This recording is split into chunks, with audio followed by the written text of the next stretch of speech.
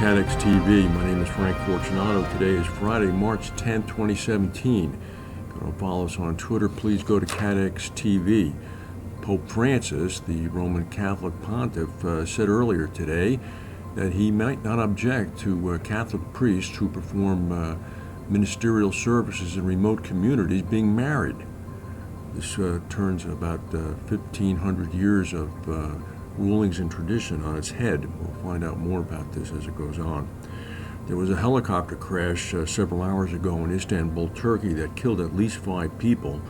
The helicopter had just taken off from Ataturk Airport, the main international airport in Istanbul, and may have hit a television tower when it crashed on a roadway that, had it been an hour or two later during rush hour, could have been very busy. At least 5 of the 7 people on board have been killed. It was carrying executives from the Turkish Ezebekasi group and 4 Russians, including the firm's Russian operations chief. So there's more information on this coming. Apparently the dead included 1 Turkish executive, 1 Russian administrator from the company, 3 Russians, and 2 Turkish pilots. Those are those people on board. It's not known who survived yet. Parts of Auckland, New Zealand were underwater again as we speak, as torrential rain continues to move across northern New Zealand, causing flooding and landslides.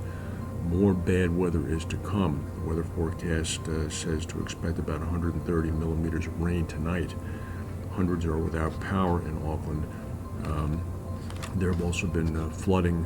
One river, the Warora River, east of Auckland, rose by about 15 feet in just 3 hours. German police said this morning that 2 Italian tourists were among 9 people injured when a man randomly attacked passengers with an axe at the Dusseldorf main railroad station. The 36-year-old man was arrested. There's no indication whatsoever that it was a terrorist-related event.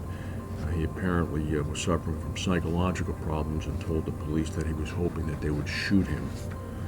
A motorway bridge has collapsed near the northeastern Italian city of Ancona, killing 2 people. The victims were in a car below the bridge when it fell down onto the A14 road, which is a main Italian autostrada route. It's equivalent to an American interstate highway. The collapse involved a temporary structure which was supporting the bridge. The bridge that it was supporting had been closed to traffic for maintenance work. In South Korea, at least 1 million people have marched in Seoul today, celebrating the Supreme Court's decision to formally remove impeached President Park Geun-hye from office. 2 people were killed in tensions between Park supporters and anti-Park protesters. The president of South Korea's removal marks the first time that a democratically elected leader of the country has been forced from office. This caps months of paralysis and turmoil over not only her corruption case, but also the scandal that landed the head of Samsung in detention and on trial. Ms. Park is still at the South Korean Blue House, the presidential residence, where she has remained since she was stripped of her powers. All we know is that she is not leaving the Blue House today, a spokesperson said.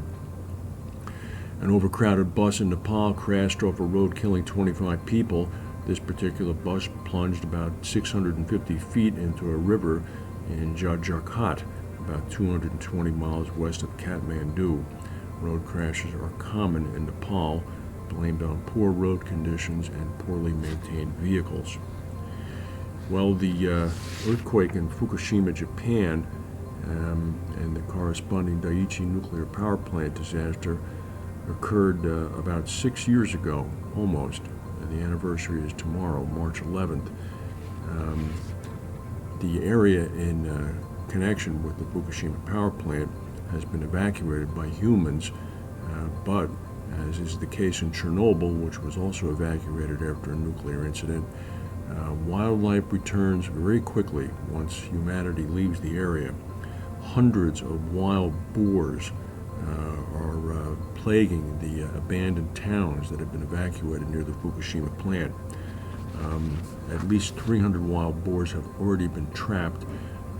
Hundreds more are roaming at will. There's plenty of food to eat, and they're completely unimperiled by human actions. At a town meeting of one of the villages in the area, the village of Nami, where 21,000 former residents are determining whether or not they should return or not. They didn't cite decontamination as their main concern. They didn't cite contaminated soil or water as their main concern. They cited the plague of the wild boars, which have infested the area. The wild boars weigh 300 to 500 pounds and are very snarly animals. The Japanese authorities are saying that they are doing their best to counter the infestation. That's the news for today. If we have any breaking news, we'll come back and tell you. Thank you for watching, and we'll see you Monday.